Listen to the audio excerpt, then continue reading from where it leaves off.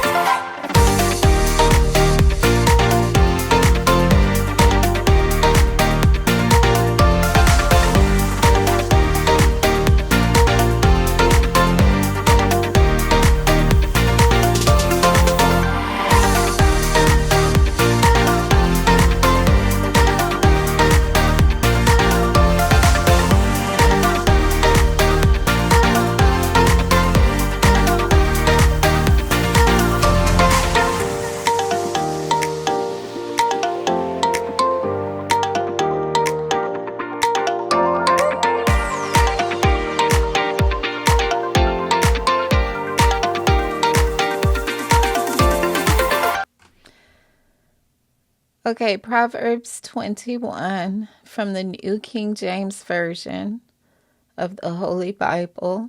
The title is The Lord Considers the Heart. Verse 1.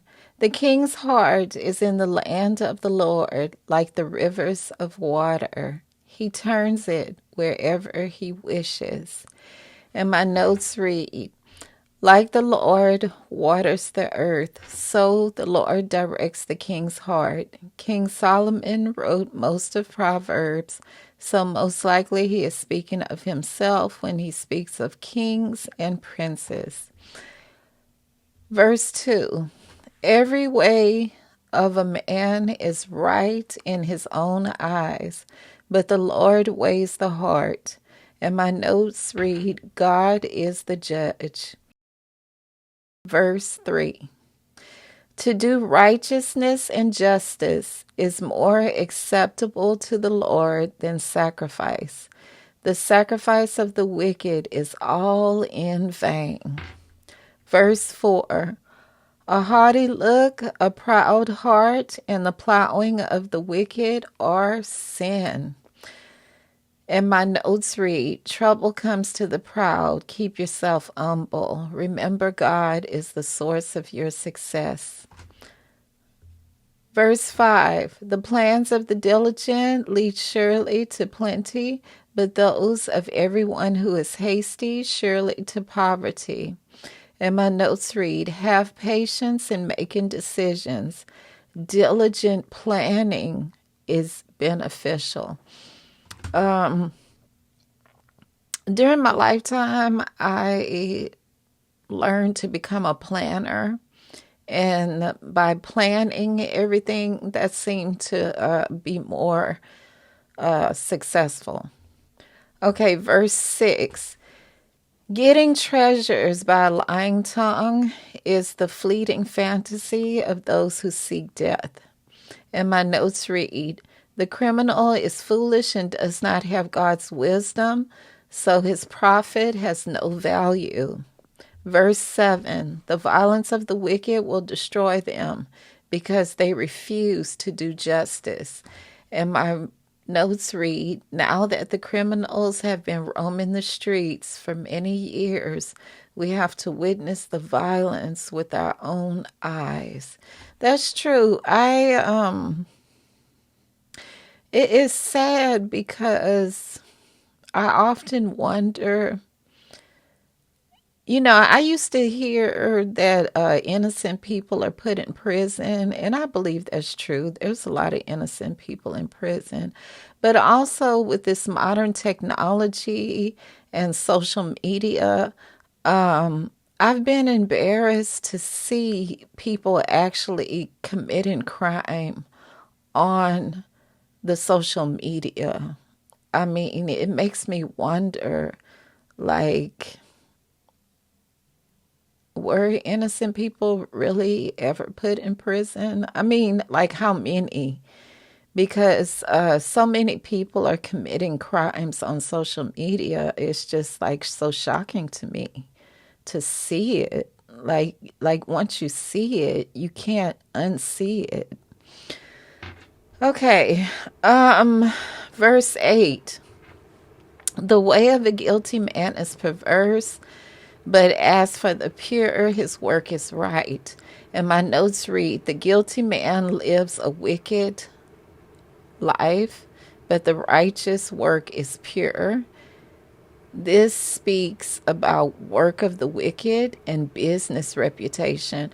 Okay, so this is true. There's certain businesses that we're afraid to patron because we don't want to lose money.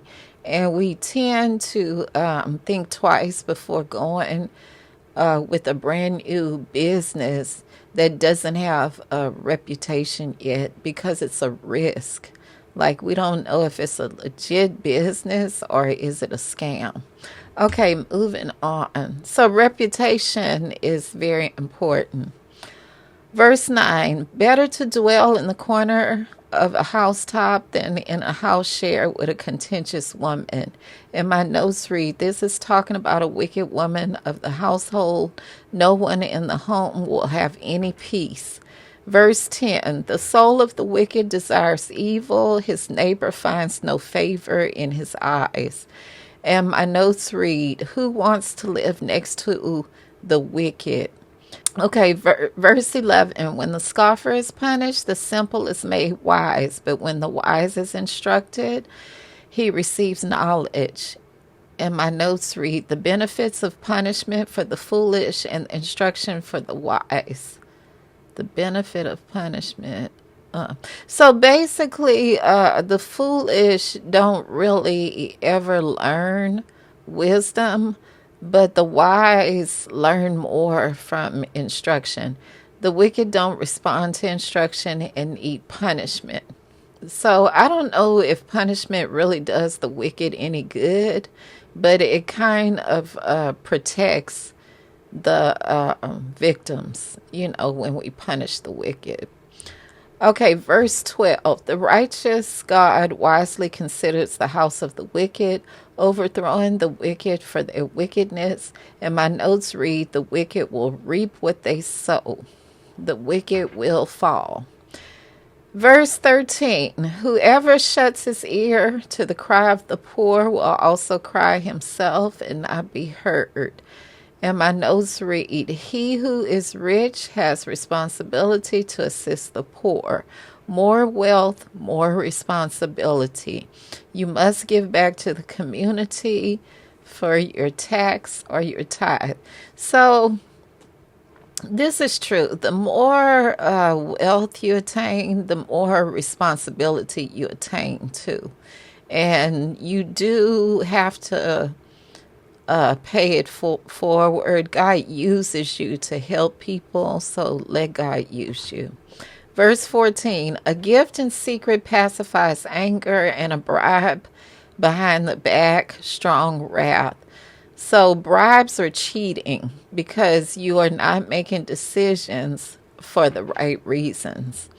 Verse 15, it is a joy for the just to do justice, but destruction will come to the workers of iniquity.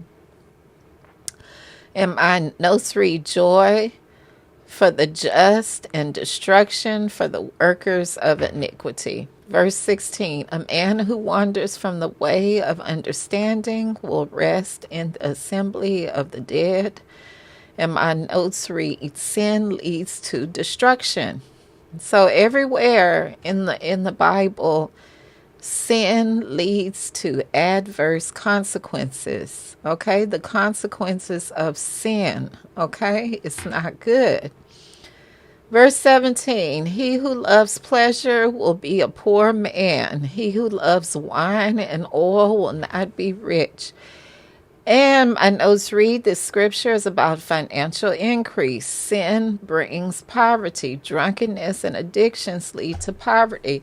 So we know there's many people that are suffering in their addictions. Like they just can't stay sober enough to work or take care of themselves. And it's a spiritual condition because usually they're using these addictions to take away the pain, the emotional pain, the torment of the soul, the depression, things like that.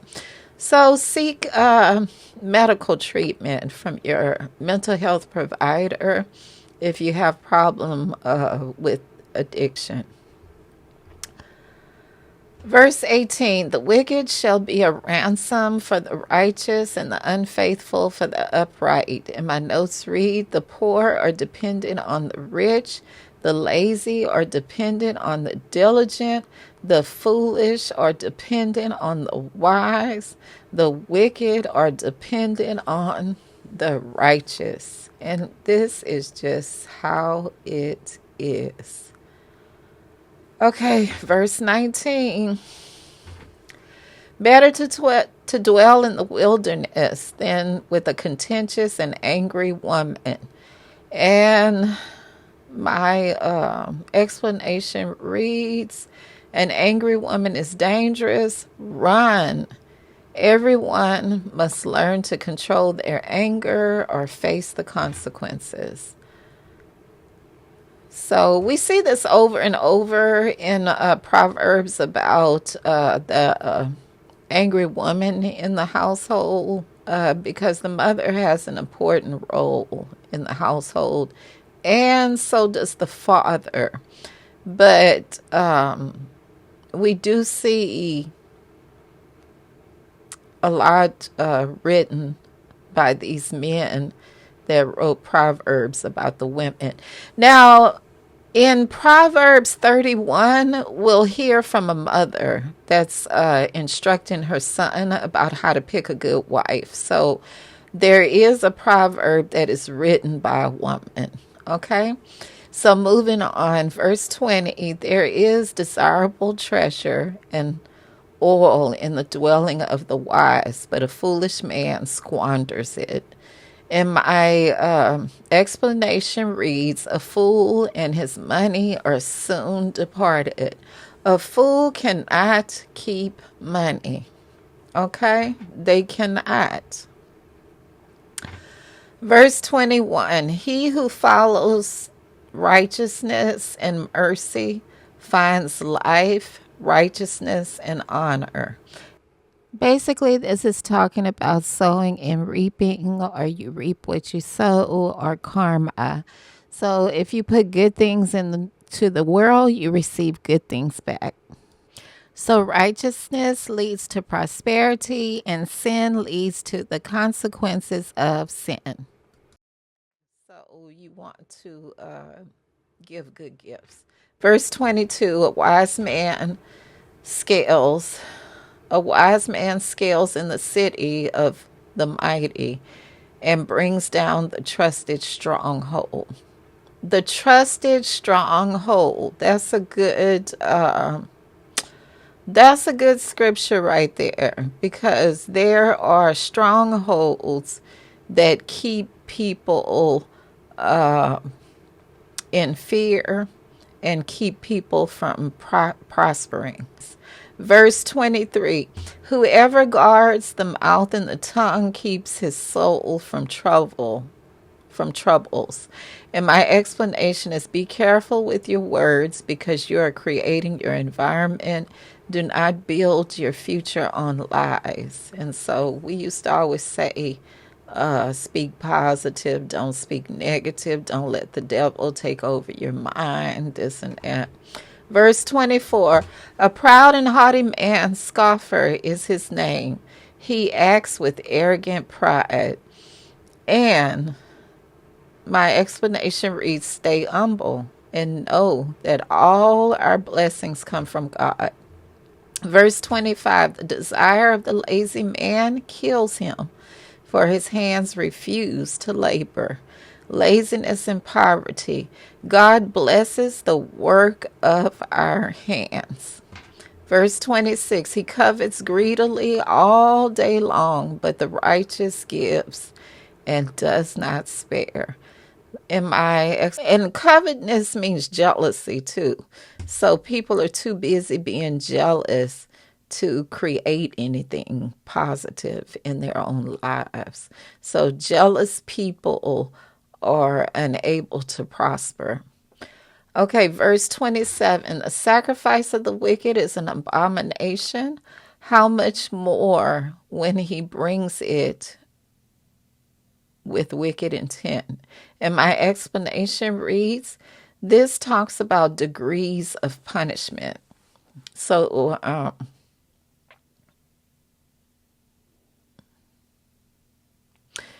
the wicked cannot be blessed, basically. So it says the sacrifice of the wicked is an abomination. Okay, 28, verse 28. A false witness shall perish, but the man who hears him will speak endlessly. And my explanation is the lies live on long past the liar's destruction. Verse 29, a wicked man hardens his face, but as for the upright, he establishes his way. And my explanation is the wicked are petrified when confronted with truth, but the righteous are productive with truth. Verse 30, there is no wisdom or understanding or counsel against the Lord. And my explanation is God's judgment is final. If God is for you, who can be against you? Verse 31, the horse is prepared for the day of battle, but the deliverance is of the Lord. And my explanation reads, the battle and the victory is the Lord's. Thank you for joining me today. I hope you enjoyed Proverbs 21 as much as I did, and be blessed.